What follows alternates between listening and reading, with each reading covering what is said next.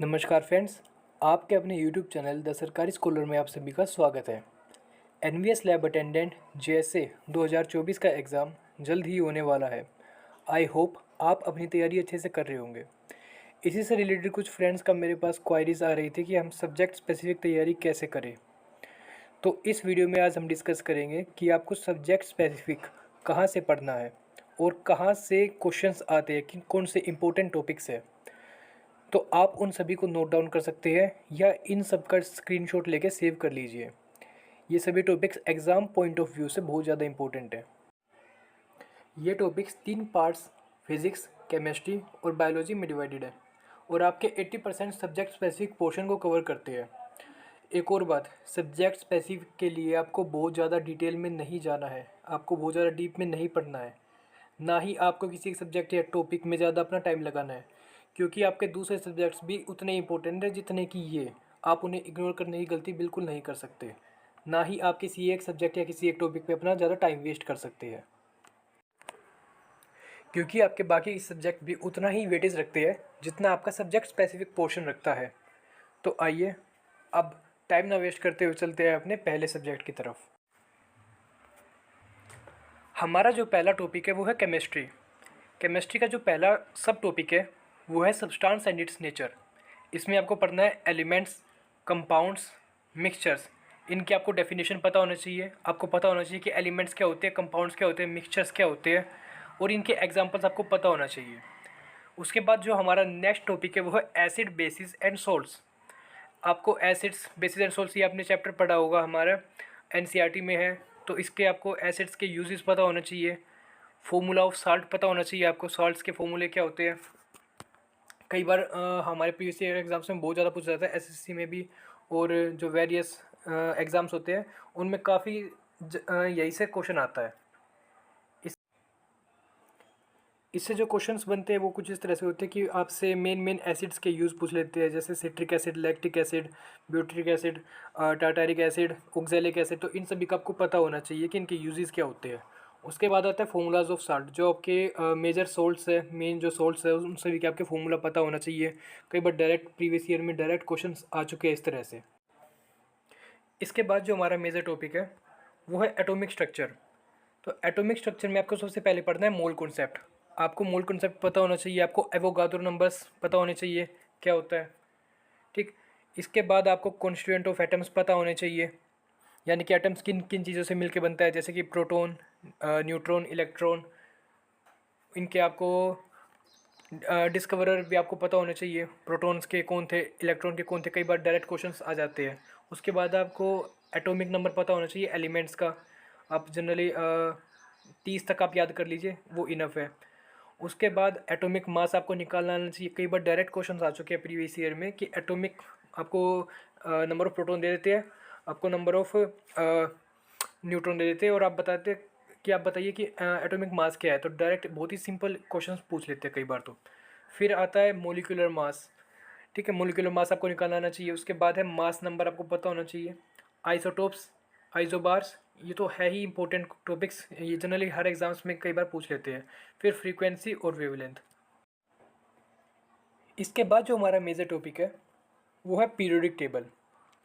Periodic table में हमारा जो सब टॉपिक है वो है पीरियोडिक प्रॉपर्टीज़ ऑफ एलिमेंट्स।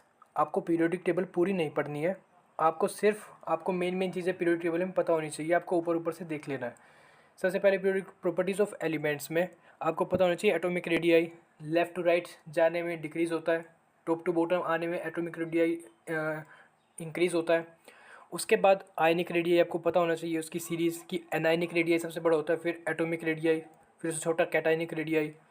इसके बाद ionisation potential, electron affinity, electronegativity, और साथ ही साथ आपको रिएक्टिविटी सीरीज़ भी पता होनी चाहिए कि कौन से एलिमेंट्स कितने ज़्यादा रिएक्टिव है, कौन से कम रिएक्टिव है। उसके बाद S block, P block, D block और एफ ब्लॉक एलिमेंट्स का आपको पता होना चाहिए, ठीक है। जैसे कि एल्कली मेटल्स, आपके ग्रुप 1 और ग्रुप 2 के एल्कली मेटल्स होते हैं, ठीक है। आपको पता होना चाहिए कि ग्रुप 1 और ग्रुप 2 में कौन से मेटल्स आते हैं। और जैसे आपके हेलोजेंस जो होते हैं, इनर्ट गैसेस जो होती है, हेलोजेंस आपके सबसे उधर होते हैं, सबसे राइट साइड में होते हैं पीरियोडिक टेबल में। फिर इनर्ट गैसेस, ठीक है। तो ये सब आपको पीरियोडिक टेबल का इतना पता हो तो डायरेक्ट पीरियोडिक टेबल से बहुत ही ज़्यादा इजी टॉपिक है पीरियोडिक टेबल। यहाँ से आपसे बहुत सारे क्वेश्चंस पूछ लिए जाते हैं। इसके बाद जो हमारा टॉपिक है वो है ऑक्सीडेशन रिडक्शन। तो इसमें आपको रिएक्शंस पढ़ने हैं, जैसे कि आपको पता होना चाहिए ऑक्सीडेशन क्या होता है। एडिशन ऑफ ऑक्सीजन को भी हम ऑक्सीडेशन बोलते हैं, रिमूवल ऑफ हाइड्रोजन को बोलते हैं, ठीक है। एडिशन ऑफ इलेक्ट्रोनेगेटिव एलिमेंट्स, इन सबको ऑक्सीडेशन बोलते हैं। आपको पता होना चाहिए, मेन आपको कॉन्सेप्ट क्लियर होना चाहिए अपना। उसके बाद रिडक्शन का आपको पता होना चाहिए। इसके बाद आपको टाइप्स ऑफ रिएक्शंस इसमें पता होने चाहिए, जैसे कि कौन कौन से टाइप ऑफ रिएक्शंस होते हैं, like combination reaction, displacement reaction, disproportional reaction, substitution reaction, neutralization reaction. ये आपके 7-8 रिएक्शंस है, ये आपको पढ़ के जाने हैं, ठीक है। आपको ज़्यादा डिटेल में कोई प्रैक्टिस नहीं करनी इनकी, ना ही आपको ये रिएक्शंस बना बना के देखने हैं। आपको पता होना चाहिए मेजर कि कौन कौन से आपके रिएक्शंस और किन रिएक्शंस में कौन सा किस टाइप का रिएक्शन हो रहा है, ठीक है। तो बस इसमें आपको इतना ही पढ़ना है। अच्छा, इसमें एक चीज़ और आपको पता होना चाहिए, ऑक्सीडाइजिंग एजेंट्स कौन से होते हैं, रिड्यूसिंग एजेंट्स कौन से होते हैं। ये आपको कुछ याद करने पड़ेंगे, तो इन्हें आप याद कर सकते हैं कि कौन से ऑक्सीडाइजिंग एजेंट है और कौन से हमारे रिड्यूसिंग एजेंट है। कई बार डायरेक्ट पूछ लेते हैं इन। इसके बाद जो आपका अगला टॉपिक है वो है कार्बन एंड इट्स कंपाउंड्स। हमारी 10th क्लास का टॉपिक है, हम सब ने पढ़ रखा है कार्बन एंड इट्स कंपाउंड्स। तो इसके जो मेजर टॉपिक है वो है एलोट्रोप्स ऑफ कार्बन्स। आपको पता होना चाहिए कि कार्बन्स के कौन से मेजर 3 एलोट्रोप्स होते हैं, ठीक है।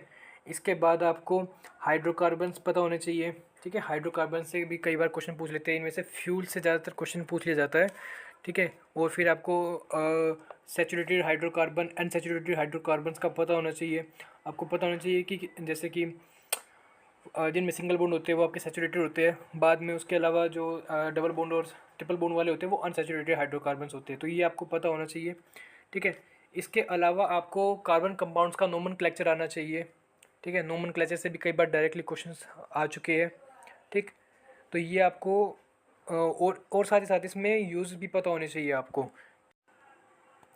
यहाँ से जो अलग क्वेश्चंस बन सकते हैं वो बनते हैं, बेकलाइट का यूज़ पूछ सकते हैं आपसे। आपसे रबर का फॉर्मूला पूछ सकते हैं, रबर में नेचुरल रबर, सिंथेटिक रबर किस टाइप की होती है, जिसमें कि सिंथेटिक रबर में लाइक नियोप्रीन आती है, आपकी थायोकोल आती है, ठीक है। तो इनके आपसे जो मोनोमर्स होते हैं वहाँ से वो डायरेक्ट पूछ सकते हैं कि मोनोमर्स बताइए आप, कि नियोप्रीन का मोनोमर क्या है, क्लोरोप्रीन, ठीक है। तो ये क्वेश्चंस बन जाते हैं। इसके बाद फ्यूल जो है, फ्यूल में आपका जो क्वेश्चन बनेंगे वो बनेंगे वाटर गैस से। आपको वाटर गैस का रिएक्टेंट्स पता होने चाहिए, उसका प्रोडक्ट पता होना चाहिए, वाटर गैस किससे बनती है। उसके बाद प्रोड्यूसर गैस, कोल गैस, उसके बाद आपको पता होना चाहिए एलपीजी और सीएनजी के बारे में। उसके बाद आपको नोकिंग नंबर और ऑक्टेन नंबर का भी पता होना चाहिए। अब हम बात करते हैं कि आपको केमिस्ट्री पढ़नी कहाँ से है। तो सबसे बेस्ट जो सोर्स है केमिस्ट्री पढ़ने का वो है 9th और 10th की एनसीईआरटीज़, ठीक है। आप उनको और आप उनसे गो थ्रू हो जाइए एक बार। आपको डिटेल में नहीं पढ़ना, आप एक बार उन्हें रीडिंग कर लीजिए। अगर आपके पास आपका मन नहीं कर रहा है एनसीईआरटी पढ़ने का, तो आप कोई other book like Lucent, GS वहाँ से पढ़ सकते हैं आप, ठीक है। लूसेंट की जो जनरल साइंस है वहाँ से आप कर सकते हैं। अब हम चलते हैं अपने नेक्स्ट टॉपिक की तरफ। हमारा नेक्स्ट टॉपिक है इम्पोर्टेंट टॉपिक ऑफ फिज़िक्स। तो फिज़िक्स में आपको सबसे पहला जो आपका टॉपिक करना है वो आपको करना है units and dimensions. Units and dimensions में आपको पता होना चाहिए कि हमारी 2 टाइप की यूनिट्स होती है, एक फंडामेंटल यूनिट्स और दूसरी होती है हमारी डिराइव्ड यूनिट्स। तो इन दोनों की आपको डायमेंशंस फॉर्मूला पता होना चाहिए, इनकी आपको यूनिट्स पता होनी चाहिए। उसके बाद जो हमारा टॉपिक है वो है मोशन। मोशन से आपके काफ़ी सारे न्यूमेरिकल्स बनते हैं, ठीक है। और इसमें आपका पहला जो पढ़ना है आपको वो है न्यूटन्स लॉ ऑफ मोशन, आपको क्लियर होना चाहिए। न्यूटन्स के 3 लॉज आपको उनका कॉन्सेप्ट क्लियर होना चाहिए। उसके बाद आपको इक्वेशंस ऑफ मोशंस पता होनी चाहिए, जो हमारी 3 इक्वेशंस होती है, ठीक है। v = u + at, s = ut + ½ v², v² = u² + 2as। तो ये सब आपको याद होनी चाहिए, इनसे डायरेक्ट न्यूमेरिकल्स भी बन जाते हैं, ठीक है। उसके बाद आपका जो नेक्स्ट टॉपिक है वो है स्पीड, टाइम और डिस्टेंस। यहाँ से भी आपके काफ़ी सारे क्वेश्चंस बनते हैं, ये एक नॉर्मल सा टॉपिक है, ये भी आप कर लेना। इसके बाद जो हमारा टॉपिक है वो है फोर्स। तो इसमें आपको पता होना चाहिए टाइप्स ऑफ फोर्स कैसे होते हैं, किस टाइप के फोर्स होते हैं, ग्रेविटेशनल फोर्स, न्यूक्लियर फोर्स। तो ये सब आपको क्लियर होने चाहिए। Centripetal force, centrifugal force, moment of force, kinetic friction, static friction. अच्छा, फ्रिक्शन से पिछले बार जो पेपर था उसमें एक क्वेश्चन आया हुआ था डायरेक्ट। ठीक, तो मैं ट्राई करूँगा कि पिछले प्रीवियस ईयर का भी क्वेश्चन आपके लिए लेके आओ, प्रीवियस ईयर क्वेश्चंस। ठीक, इसके बाद हम देखते हैं हमारा नेक्स्ट जो टॉपिक है वो है वर्क एनर्जी एंड पावर। तो वर्क एनर्जी पावर में आपको पता होना चाहिए पोटेंशियल एनर्जी और काइनेटिक एनर्जी का कॉन्सेप्ट आपको क्लियर होना चाहिए। उसके बाद ट्रांसफॉर्मेशंस ऑफ एनर्जी, यानी कि एक फॉर्म से दूसरी फॉर्म में एनर्जी कैसे ट्रांसफ़र होती है, कैसे चेंज होती है, वो आपको पता होना चाहिए। इसके बाद पावर के फॉर्मूला, इससे बेस्ड न्यूमेरिकल्स भी आ सकते हैं, पावर का फॉर्मूला आपको पता होना चाहिए। इसके बाद जो हमारा नेक्स्ट टॉपिक है वो है ग्रेविटेशन। तो ग्रेविटेशन में आपको न्यूटन लॉ ऑफ ग्रेविटी पता होना चाहिए। उसके बाद हमारा अगला यहाँ जो पढ़ना है वो है orbital speed of satellites, satellite से क्वेश्चन आते हैं, और एस्केप वेलोसिटी। ठीक, तो ये कुछ मेन टॉपिक्स है ग्रेविटी के। इसके बाद जो हमारा जो नेक्स्ट टॉपिक है वो है प्रेशर। तो प्रेशर में आपको basic concepts of pressure and formula पता होना चाहिए, बस इससे ज़्यादा क्वेश्चंस नहीं आते हैं। ठीक, बट आपको बेसिक ऊपर से नॉलेज होनी चाहिए। इसके बाद हमारा जो अगला टॉपिक है वो है वेव्स।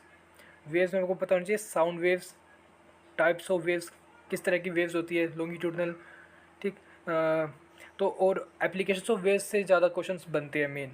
ठीक, जैसे सोनार होती है तो वहाँ से क्वेश्चन आ सकता है। उसके बाद आपको पता होना चाहिए वेवलेंथ क्या होती है, फ्रीक्वेंसी क्या होती है, एम्पलीट्यूड क्या होती है। ठीक, यहाँ से सबसे ज़्यादा क्वेश्चंस यही से बनते हैं, एक एप्लीकेशन ऑफ वेव से, और दूसरा हमारा है वेवलेंथ, फ्रीक्वेंसी और एम्पलीट्यूड से। इसके बाद जो हमारा नेक्स्ट टॉपिक है वो है हीट। तो हीट में आपको पता होना चाहिए टाइप्स ऑफ थर्मामीटर, यानी कि थर्मामीटर कितने तरह के होते हैं, उनके यूज़ कहाँ पे होते हैं। लाइक लेबोरेटरी थर्मामीटर होता है, क्लिनिकल थर्मामीटर होता है। और उसके बाद आपको यूनिट्स ऑफ टेम्परेचर पता होना चाहिए और उनके बीच में रिलेशन, जैसे कि फ़ारेनहाइट और सेल्सियस के बीच में क्या रिलेशन है। ठीक, तो ये आपको कॉन्सेप्ट क्लियर होने चाहिए। इसके बाद हमारा जो नेक्स्ट टॉपिक है वो है लाइट। लाइट में आपको लॉज ऑफ रिफ्लेक्शन पढ़ने हैं, image formed by convex concave mirror, फिर uses of spherical mirror, uses of spherical lens. बस इतना आप कर लीजिए लाइट में से, इससे ज़्यादा आपको करने की ज़रूरत नहीं है। ठीक, जो क्वेश्चंस बनेंगे वो यही से बनेंगे। ठीक है, 90% लाइट के क्वेश्चंस इन्हीं टॉपिक्स में से आते हैं। इसके बाद हमारा जो अगला टॉपिक है वो है इलेक्ट्रिसिटी। इलेक्ट्रिसिटी में आपको पता होना चाहिए कि कौन से हमारे जो एलिमेंट्स या कौन से हमारे जो कंपाउंड्स वगैरह होते हैं वो कंडक्टर होते हैं, कौन से मेटल कंडक्टर होते हैं और कौन से इंसुलेटर होते हैं। लाइक कंडक्टर्स जो बिजली को प्रवाहित करते हैं, इंसुलेटर्स जो बिजली को प्रवाहित नहीं होने देते अपने अंदर से। उसके बाद वेरियस मीटर्स, यानी कि इलेक्ट्रिसिटी से जुड़े मीटर्स, जैसे एम मीटर होता है, वोल्ट मीटर होता है, उनका क्या यूज़ होता है, वो किस चीज़ को नापने के लिए यूज़ में लाए जाते हैं। उसके बाद जो हमें पढ़ना है वो पढ़ना है यूनिट्स आपको पता होनी चाहिए करंट की, रेजिस्टेंस की। लाइक करंट की हमारी यूनिट होती है एम्पेयर, ओम, और रेजिस्टेंस की होती है ओम। तो ये आपको पता होनी चाहिए, क्लियर होना चाहिए आपके कॉन्सेप्ट्स। इसके बाद जो हमारा नेक्स्ट टॉपिक है वो है मैग्नेट। मैग्नेट्स में आपको प्रॉपर्टीज़ ऑफ मैग्नेट्स पता होनी चाहिए, यानी कि और पोल्स ऑफ मैग्नेट्स आपको क्लियर होने चाहिए। ठीक है, नॉर्थ पोल, साउथ पोल, उनके क्या यूज़ होते हैं। ठीक, कब वे अट्रैक्ट करेंगे, कब रिपेल करेंगे, और जो बेसिक्स आपको पढ़ने हैं, ज़्यादा डीप में नहीं जाना, बस ऊपर ऊपर से आप बेसिक्स पढ़ लेना। या तो आप इसे एनसीईआरटी से कर लेना, या अगर आपके पास टाइम नहीं है, आप चाहते हैं कि कम टाइम में मुझे पढ़ना है, तो आप लुसेंट से कवर कर सकते हैं। उसके बाद हमारा जो है वो है scientific instruments and there uses. कई सारे हमारे इंस्ट्रूमेंट्स होते हैं, उनके यूज़ क्या होते हैं साइंटिफिक, तो वो भी आपको पता होना चाहिए। वो आप यूट्यूब पे कोई भी वीडियो सर्च कर सकते हैं और वहाँ से आप देख सकते हैं, उन्हें नोट डाउन कर सकते हैं, पढ़ सकते हैं। इसके बाद जो हमारे बायोलॉजी के इंपॉर्टेंट टॉपिक्स है, बायोलॉजी में आपको क्या क्या पढ़ना है वो आप नोट डाउन कर लीजिए, इसका स्क्रीनशॉट ले लीजिए। इसमें आपको फोटोसिंथेसिस आपको करना है, कार्बन साइकिल आपको पता होनी चाहिए, नाइट्रोजन साइकिल है। ठीक है, मिटोसिस और meiosis, most important topic of biology. एक क्वेश्चन फंसता है इसमें से, ये आपको पता होना चाहिए। इसके बाद ह्यूमन डाइजेस्टिव सिस्टम आप पढ़ लीजिएगा। उसके बाद ह्यूमन हार्ट, सेंस ऑर्गन्स हमारे कौन से होते हैं। ठीक है, उसके बाद सेल टॉपिक भी बहुत ज़्यादा इंपॉर्टेंट है। ठीक है, सेल्स के जो कंपोनेंट्स होते हैं वो आपको पता होना चाहिए। न्यूक्लियस, उनका फंक्शन क्या होता है, माइटोकॉन्ड्रिया, न्यूक्लियस, सेल मेम्ब्रेन, इन सभी का आपको फंक्शंस पता होने चाहिए। उसके बाद ह्यूमन ब्रेन हमारा हो गया। ठीक है, ह्यूमन ब्रेन भी आपको पढ़ना है। इसके बाद आपको जो पढ़ना है वो है ब्लड। ठीक है, ब्लड का प्रोफाइल्स आपको पढ़ना है कि ब्लड में कौन से कॉन्स्टिट्यूएंट्स होते हैं, वो सब आपको पता होने चाहिए। क्या मात्रा, किस मात्रा में होते हैं, लाइक प्लाज्मा 10% वाटर 90%, वो आपको पता होना चाहिए। उसके बाद सोइल प्रोफाइल आपको पढ़ना है, ट्रांसपीरेशन पढ़ना है, जिम्नोस्पर्म्स एंजियोस्पर्म्स पढ़ने हैं, bio fertilizers, ecology, heredity, reproductive system, excretory system, deficiency disease, hormones. इन सब को आपको डिटेल में नहीं पढ़ना है, सिर्फ आपको एक ओवरव्यू लेना है एक बार रीडिंग करके, ठीक है। आप एनसीईआरटी से पढ़ लेंगे, ये बहुत अच्छे से आपके टॉपिक्स कवर हो जाएंगे। इसके बाद डीएनए एंड मोलिकुलर जेनेटिक्स, फिर आता है बैक्टीरियल एंड वायरल डिजीज़। तो बैक्टीरियल और वायरल डिजीज़ से भी आपके कई बार क्वेश्चन पूछ लेते हैं कि बताइए मलेरिया किस वायरस से होता है, बैक्टीरिया से होता है, ठीक है। डेंगू में कौन सा वायरस जिम्मेदार होता है, तो ये सब आपको पढ़ना है। इसके बाद हम बात करते हैं कि ये सारी चीज़ें आपको पढ़नी कहाँ से है। तो पहले तो मैं रिकमेंड करूँगा आपको कि आप एनसीईआरटी से कर लीजिए अगर आपके पास समय है, टाइम है। अगर आपके पास टाइम कम है, मान लीजिए कई हमारे फ्रेंड्स हैं जो जॉब पे जाते हैं, ठीक है, उनके पास कम टाइम रहता है पढ़ने के लिए, तो उनको मैं रिकमेंड करूँगा कि आप लूसेंट से पढ़ सकते हैं। लूसेंट लगभग हर एक हमारे पास हर कंपटीशन करने वाले बच्चे के पास लूसेंट अवेलेबल होती है। तो लूसेंट से आप जो पीछे फिजिक्स, केमिस्ट्री और बायोलॉजी का जो सेक्शन है वहाँ से आप पढ़ सकते हैं। जब मैंने एग्ज़ाम की प्रिपरेशन की थी तो लास्ट के जो 10-20 दिन मेरे को ज़्यादा टाइम नहीं मिला था एग्ज़ाम की प्रिपरेशन करने के लिए। जब हमारा एग्ज़ाम हुआ था तो उसके फॉर्म भरने के 1 महीने बाद पेपर हो गया था, तो मैंने लूसेंट ही पढ़ी थी। मैंने एनसीईआरटी तो नहीं पढ़ी थी क्योंकि मेरे पास इतना टाइम नहीं था, तो मैंने लूसेंट से ही कवर कर लिया था। बाकी सभी की अपनी अपनी स्ट्रेटजी है, ठीक है। आप जिस तरह से आपको सूटेबल लगे आप उस तरह से पढ़ सकते हैं। वीडियो को पूरा देखने के लिए धन्यवाद। आपकी अगर और कोई क्वेरीज़ है तो आप कमेंट्स सेक्शन में आप कमेंट करके मुझे बता सकते हैं, या आप हमारे टेलीग्राम चैनल और हमारे इंस्टाग्राम चैनल को भी फॉलो कर सकते हैं। धन्यवाद।